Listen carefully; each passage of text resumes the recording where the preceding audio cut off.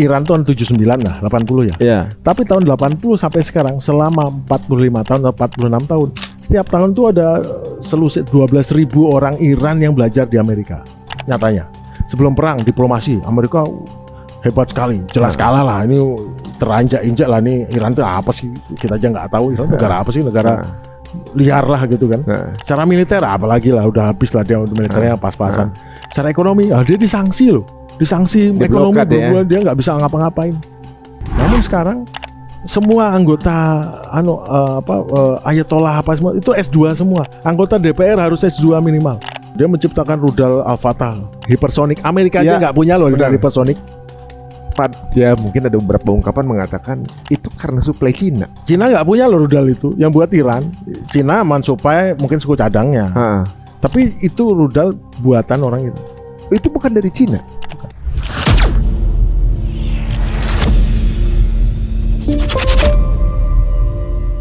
Iran tuh membeli puluhan ribu decoy. Decoy itu target tipuan. Berupa pesawat palsu, pesawat peloncar rudal palsu, mobil palsu, semua palsu. Yang balon itu. Ada yang balon tapi dilengkapi dengan rangka juga. Jadi kelihatan terlihat seperti asli dari jauh. Dan di dalamnya ada yang dikasih pemanas sehingga kelihatan mesinnya nyala. Ada yang diberi pemancar radio sehingga itu kelihatan bahwa itu seperti radar atau udah siap mereka ya. Oh ya. Dari mana? Cina? Dari Cina dan dia buat sendiri. Orang dengan IQ 10 digit di atas kita. Masa membiarkan serangan pertama langsung semuanya habis? Masuk akal nggak? Kalau dengan kita mungkin 20 poin di atas kita. Ya. Masuk akal ya. Kan nggak mungkin dia langsung perang Rusia langsung dibiarkan hancur gitu. Wah udah hancur. Jadi gini, dalam nyerang pun Amerika juga tidak sembarangan. Dia saya berkuasa terbang, tapi terbangnya itu juga tinggi, di atas 30.000. Dia udah yakin betul karena setiap titik koordinat itu sudah ada masukkan dalam AI kan. Titik di mana, sasaran di mana itu orang-orang, jadi orang-orang si A, si B, si Z mana targetnya. Wah, ini dia sangat dekat dengan alias ini, dia berada di ranking kedua dalam kekuasaan, ini ranking ketiga, sudah lengkap dapat datanya, langsung penerbangnya terbang, bawa bom ini lari ke situ, orangnya udah nggak siapa sasarannya, pokoknya dia titik-titik koordinat aja. Udah presisi itu deh. Ya udah koordinat mana dilepas nanti kan bom pintar ya, gitu. Rudal pintar, udah gini lah. Ya mungkin ada meleset 1-2. Itu oke, beres, itu hancur semua. Ini itu banyak target yang kelihatan, target kapal, target pesawat, target apa, target itu hancur lah. Nah cuman tapi setelah sebulan, tapi dia balas kan, terus si Iran balas dari gunung-gunung itu keluar nembak rudal, utamanya rudalnya banyak karena rudal lama kurang presisi kan. Dia kirim mungkin 10 rudal ditambah berapa itu. Nah drone-nya itu banyak yang terbang tidak dari Iran, terbangnya dari Irak atau dari Suriah. Drone yang 136 itu kan kecepatan cuma 180 km per jam. Berarti dia harus take off-nya ya di Suriah sana atau Irak sana. Nggak bisa dari jauh-jauh ditembak. Habis itu jadi betul diatur untuk nyerang. Jadi nyerang sasaran, apalagi nyerang sasaran di Teluk semua dihancurkan satu persatu. Semua yang paling pertama diserang tuh radar-radarnya. Kemudian diserang terus siang dan jadi malam. Jadi buta mereka ya. Sampai sana saturated, sampai sana bingung. Sampai ada 3 F-15 tuh ditembak jatuh sama pesawat Kuwait. Karena apa? Selain dia menyerang itu, dia juga menghack itu apa ya? Perang elektronika, sehingga radar itu atau sistem pengendaliannya Kuwait itu melihat itu sebagai rudal. Ancaman. Disikat sama F-18-nya Kuwait, jatuh tiga-tiganya. Memang betul tidak disikat sama Iran. Tapi seandainya orang Iran menembak jatuh pesawatnya sendiri oleh Amerika, pasti kan, Amerika itu akibat saya kan. Nah sekarang kalau Iran melakukan itu kan harusnya akibat Iran juga. Nggak bisa kita karena pro sama Amerika. Enggak, Iran itu kan nggak nembak sendiri. Tapi begitu ada pesawat Iran yang jatuh karena ditembak temennya, itu kan Amerika neken kan gitu. Kan kadang-kadang kita nggak fair ya. Ya itu akibat Iran. Tekanan itu membuat orang di Kuwait itu saturated itu terlalu terbebani, jenuh, sehingga akhirnya dia melakukan tindakan-tindakan bodoh situ, menembakin sendiri, hancur semua. Makin lama rudal Patriot yang dibeli untuk melindungi negara itu malah digunakan untuk melindungi pangkalan-pangkalan Amerika. Nah pada saat itulah negara-negara Teluk mulai kecewa. Dan pada saat semua depleted, akhirnya dari ngambil rudal-rudal Patriot dari Korea dan dari Jepang, Dibawanya kemana? Dibawanya ke Israel. Loh ini kok malah Israel? Oh jadi kalau ada apa-apa Amerika lebih milih Israel daripada saya gitu. Oh.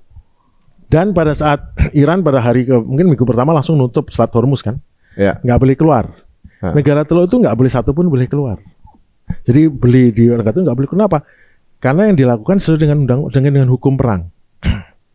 Dia kan diserang tanpa pemberitahuan. Serangan ini kan ilegal. Ya. Israel dan Amerika ilegal. Mereka sedang berdiplomasi, sedang berunding, diserang. Itu kan tindakan ilegal. Ya. Itu kalau di zaman Perang Dunia Kedua itu penjahat perang. Semua yang duluan nyerang Pearl Harbor atau Teluk Mutiara di Hawaii, itu semua dihukum mati. Kenapa? Karena kejahatan perang. Sekarang para pelaku serangan ini itu kejahatan perang kalau menggunakan alasan Perang Dunia Kedua. Jadi kejahatan perang ini semua yang nyerang tanpa pemberitahuan, tanpa ini dengan lagi diplomasi lagi kan. Nah, begitu serangan ini masuk ke mana? Ke Iran. Nah, serangan ini kan terus sama Iran dia ngelihat apa? Ngelihat ruang udaranya negara-negara teluk. Ada yang take off dari negara teluk. Ada yang ngirim pesawat AWACS, pesawat tanker dari negara teluk. Memang tidak langsung nyerang ya, tapi tanker itu sebenarnya. Ada yang menggunakan drone diterbangkan untuk mengintai di sana. Pengendaliannya di Qatar, namanya Al Udeid. Itu Combined Air. Kebaca tuh. Oh iya, udah tahu. Terus kan sering ada tuduhan. Lebanon yang namanya Hezbollah itu proksinya Iran. Irak sekarang udah kayak proksinya deh. Suriah ada koalisi, ada tentara pasukan ya di Suriah juga itu koalisinya. Houthi itu proksinya ini. Itu nggak beda dengan Uni Emirat, dengan Dubai, dengan Qatar, dengan Bahrain, dengan Saudi, sebagai dengan Oman. Itu proksinya Amerika. Mereka pangkalannya di situ, melewati ruang udaranya. Good point sih. Radarnya pakai radar situ. Nah itu kalau nggak proksi apa namanya? Iya, benar. Makanya Iran saya nutup nggak boleh keluar. Amerika dan proksinya itu sesuai dengan hukum perang. Dia diserang, dia hukum perang, saya boleh membalas. Membalasnya pada Amerika dan proksinya. Terukur banget. Jadi itu sesuai dengan. Nah sekarang diblokade. Nah alasan memblokade ini kok diblokade lagi? Itu nggak bisa. Iran itu sebagai korban dia melakukan haknya untuk bertahan dengan melarang Amerika dan proksinya menggunakan Selat Hormuz. Itu boleh, sah model pertahanannya. Perang itu ada perang tadi kembalikan perang militer, diplomasi, informasi, militer, ekonomi. Ini sekarang perangnya udah masuk selain perang tembak-tembakan, tapi perang ekonomi jalan terus. Ini gencatan senjata militer, tapi tidak gencatan senjata ekonomi. Begitu tidak boleh lewat, selesai kan. Apa yang terjadi dengan Amerika? Dia pikir cepat selesai perang, ternyata enggak. Terus habis dia menyerang, tapi dia mengancam Iran, kamu tak habisin, tapi dia nggak berani menyerang kilang minyak, nggak berani menyerang Abadan tempat nyedot minyak, nggak berani menyerang untuk tempat distribusi minyak, Pulau Kark itu nggak berani. Kenapa? Karena sampai kalau minyak itu berkurang 1 atau 2 juta dolar, pasti harga minyak di pasaran naik. Nah, pembela Amerika bilang gini. Tapi kan Amerika penghasil minyak terbesar, dia nggak tergantung ini, dia betul nggak tergantung, dia nggak usah beli minyak dari Hormuz, nggak ada masalah. Masalahnya dunia perminyakan ini sudah terkoneksi. Sehari pokoknya 20 juta barel ya digunakan seluruh dunia kan, ada lewat pipa, ada lewat Hormuz, dari Hormuz mungkin 5 juta barel lah, seperempatnya kan. Terus tiba-tiba berkurang 2 juta barel, nggak bisa lewat. Itu harga minyak di Amerika juga naik.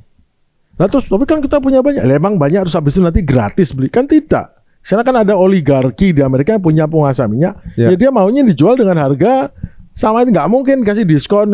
Emang kan negara sosialis, negara kayak Indonesia yang ada subsidi, nggak ada semua. Dan nyatanya sekarang orang Amerika pada bulan Desember beli minyak, beli BBM, autogas ya untuk mobil itu 2,8, 2,9, $3 anggaplah. Sekarang udah $4,5. Yang diesel itu sudah hampir 100% naiknya. Wah, tapi kan Amerika. Kalau bela Amerika tuh mbok mikir, kalau di Indonesia Pertamax 15.000 jadi 30.000. Kalau diesel harganya 15.000 jadi 40.000. Itu bencana enggak? Ya udah, di Amerika sama, itu bencana juga. Bencana bagi apa? Bagi masyarakatnya. Kenapa? Karena pada saat minyak naik terjadi kan inflasi, harga barang naik. Walmart harga naik semua, makanan naik semua harga. Nah, begitu harga barang naik, maka ekonomi kan menurun. Jadi tingkat ekonomi menurun. Begitu tingkat menurun sampai titik tertentu, langsung para pembeli hutang Amerika, pembeli obligasi, namanya US Treasury Yield 10 years itu dilepas. Saat dilepas itu harga langsung orang melepas itu langsung makin menurun ekonominya yang terjadi. Nah itu inflasi kan. Nanti Amerika dia kan harus mengeluarkan surat utang baru untuk dibeli orang kan. Nanti dasarnya surat utang kan. Surat utang baru pasti bunganya tinggi. Begitu bunga tinggi surat utang ini, maka bunga bank juga naik. Kalau tadinya orang pinjam beli rumah dengan kredit 5% atau 4,5%, 4,7%, beli mobil juga sama. Sekarang tiba-tiba harus bayar 6%. Nanti banyak orang yang gagal bayar rumah, gagal bayar pendidikan, gagal bayar mobil, gagal bayar bisnisnya untuk uang.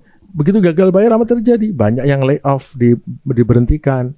Banyak orang nggak hidupnya menjadi turun. Banyak yang harus homeless, dia keluar dari nggak sanggup bayar apartemennya, nggak sanggup nyicil ini. Yang terjadi apa? Bencana politik. Kenapa? Orang-orang ini meskipun dia dukung Trump, tapi kan pada saat nanti ternyata ini gara-gara Trump ini, gara-gara ini, maka pada saat pemilu sela nanti pada bulan November, di mana nanti sebagian dari anggota Senat dan Kongres itu diganti, pemilihan itu pada berbondong-bondong milih ke Partai Demokrat lawannya Partai Republik yang milih Trump. Pada saat itu terjadi, bila dia mayoritas, maka impeachment sama Trump itu bisa terjadi. Diimpeach soal Epstein file, diimpeach soal perang legal ini, diimpeach soal lain-lain. Bahkan bisa keluar banyak undang-undang baru yang akan membuat Trump itu meskipun mungkin dia nggak dipecat ya, membuat dia nggak bisa apa-apa. Sebenarnya dia di ujung tanduk sekarang nih berarti. Jadi tadi benar statementnya. Siapa yang sekarang sedang desperate? Desperate itu bahasa Jepangnya apa?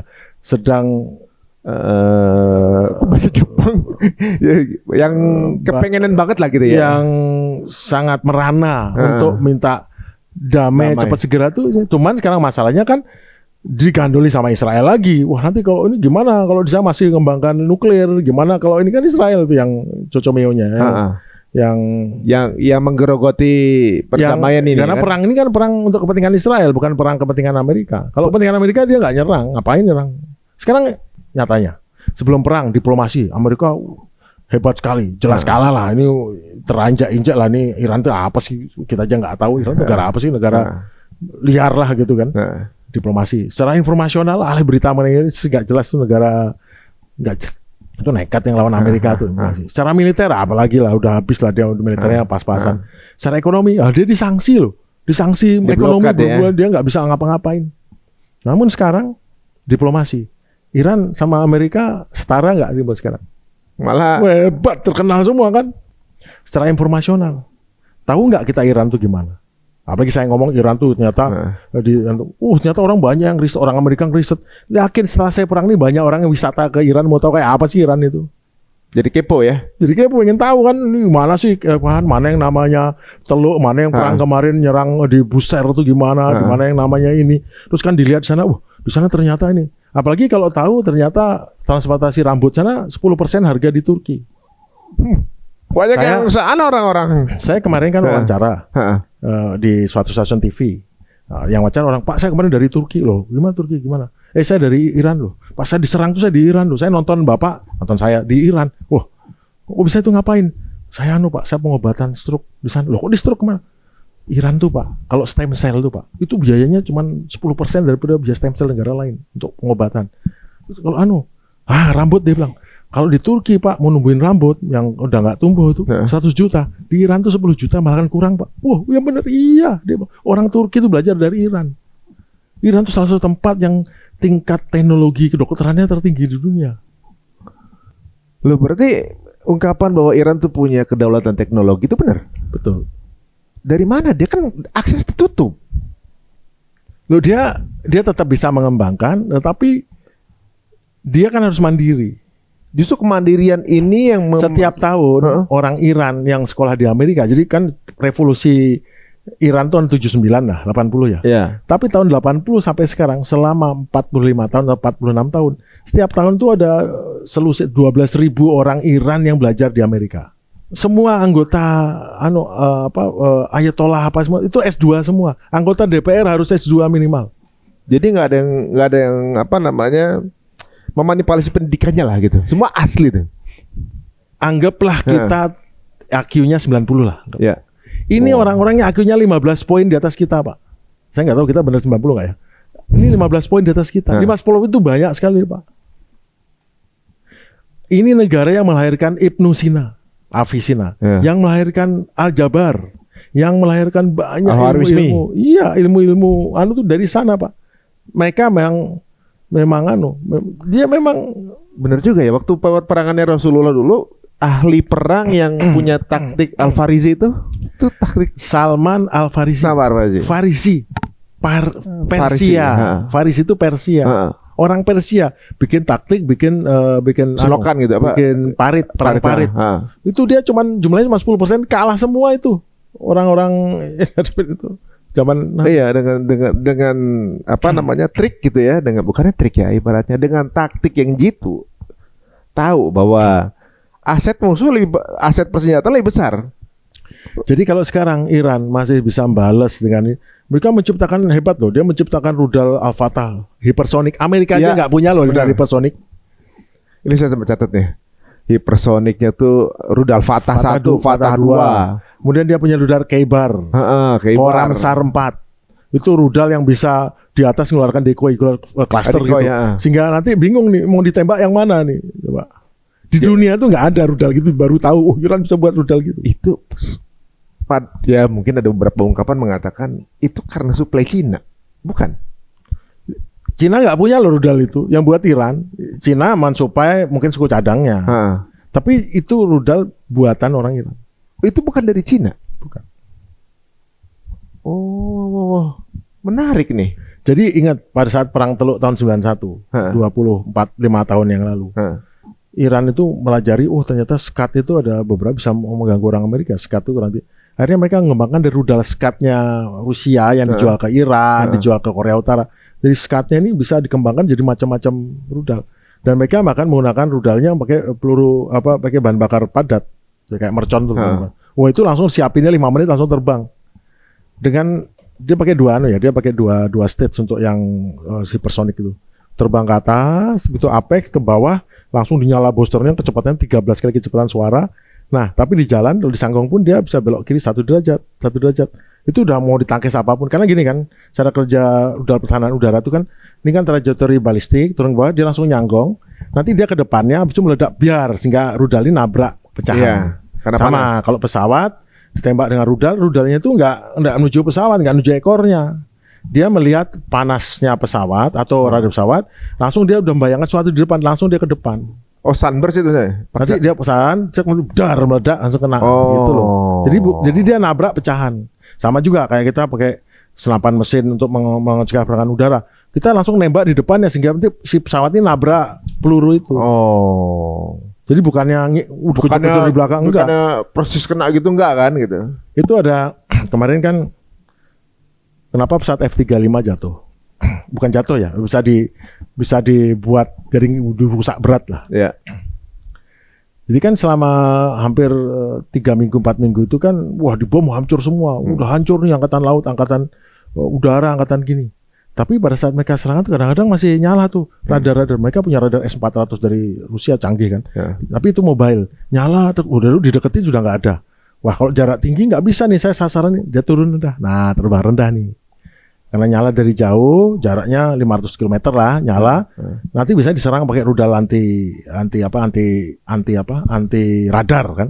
Ngejar ke sana tapi dimatiin. Nah, dia terbang rendah di bawah 15.000. Nah, rupanya mereka nggak tahu bahwa jarak jauh diketahui ada pesawatnya, habis itu data ini dikirim ke bawah. Nah, sepanjang jalan ini banyak sensor-sensor inframerah namanya.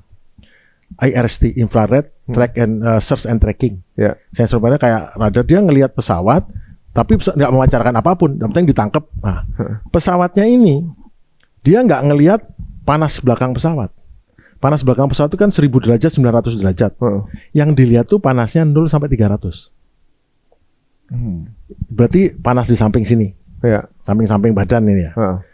Kemudian kalau pesawat itu maju kecepatannya namanya subsonik, kecepatan 400 sampai 500 km per jam, maka kulit permukaannya itu akan memanas sekitar 30-40 derajat. Kalau dia pakai transonic, kecepatan 700-800 km per jam, suhunya naik jadi 50-60 derajat. Itu yang dilihat sama dia, dilihat. Jadi rudal pencari panas tidak melihat panasnya mesin pesawat, yang dilihat panasnya kulit pesawat. Ditangkap, cek, locknya kan kotak itu kan, diikutin. Nah udah ikutin, habis itu dia tinggal nembak rudal itu, selesai. Nah, tapi begitu pesawat F-35 nggak gampang. Jadi kalau pesawat biasa F-15 gitu ya, yang tembak jatuh itu, dia suhunya 40 derajat, suhu belakangnya 15 derajat. Wah kelihatan, wah ini locknya, ditikat lah. Tapi kalau pesawat F-35 itu dia punya sistem khusus, dia punya anti rudal inframerah. Jadi dia udah ngatur kalau suhunya, dia suhunya panas sekian, kalau suhu di belakang 15 derajat, dia maksimum suhunya nambah 8 derajat. Aslinya kan suhu udara itu 15 derajat, karena kecepatannya 500 km per jam, maka suhunya 40 derajat gitu. Sehingga ada beda 40 dengan 15, bedanya sekitar kelihatannya deh 15 ya, 25 ya. Ya 20-30-an lah. Itu kan 15 kan, 45 kan? Ya 25 derajat. Nah dia sudah ngatur suhunya cuma 8 derajat. Kalau suhu di belakang 15 derajat, suhunya diatur biar cuma 23 derajat. Jadi nggak kedetek. Tapi Iran lebih canggih lagi. Bagaimana? Dia buat yang bisa ngelihat suhunya 1 derajat beda aja kelihatan. Tapi dia diem-diem aja. Ketangkep lock kan. Nah, rudalnya nggak bisa pakai rudal biasa. Kalau rudal biasa kan pakai padat ya. Kecepatannya 2 Mach, 3 Mach gitu kan. Kalau kecepatan 3 Mach, 2 Mach itu suhu di depan rudal ini panas, anget. Dia sudah punya sensor itu. Gitu. Gitu. Wah itu ada rudal mengejar saya, langsung dia keluar flare-nya, flare, chef flare, langsung belok itu langsung dikalah lah. Ini ngejar flare ya. Iran punya anti lagi, dia punya rudal yang speednya cuma 400 km per jam.